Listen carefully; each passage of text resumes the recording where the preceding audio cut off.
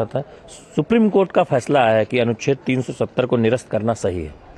देखिए, ये खंडपीठ का निर्णय जो उच्चतम न्यायालय का है, ये संवैधानिक निर्णय है और मैं समझता हूं कि 2019 के अगस्त माह में जो 370 धारा हटाने का निर्णय लिया गया था, वो अपने आप में ऐतिहासिक था। देश के प्रधानमंत्री का वो सोच, देश की सरकार का वो सोच और सदन के भीतर सभी का सोच, और उस निर्णय पर आज खंडपीठ ने अंतिम रूप से मोहर लगा दिया है।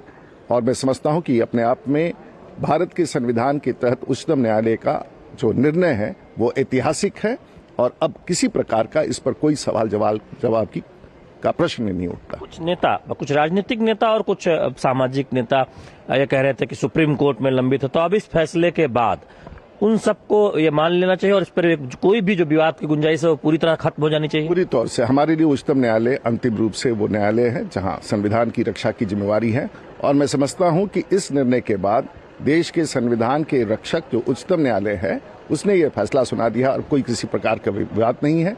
और मैं समझता हूं कि ये सोच थी देश के प्रधानमंत्री की, देश की सरकार की और देश के लोगों की, जिसे पूरा किया गया। उस पर अंतिम तौर पर उच्चतम न्यायालय ने मोहर लगा दिया। 5 अगस्त को जब ये फैसला आया था उसके बाद हम देखें एक लंबा अरसा बीत गया है, बदलाव की एक बयार जम्मू कश्मीर में दिखती है और अब जम्मू कश्मीर को लेकर 2 महत्वपूर्ण विधेयक जो पिछले हफ्ते लोकसभा में पारित हुए थे, इस हफ्ते अब राज्यसभा में पारित होंगे, तो उससे आगे भी सरकार बढ़ रही है। देखिए, वहाँ विकास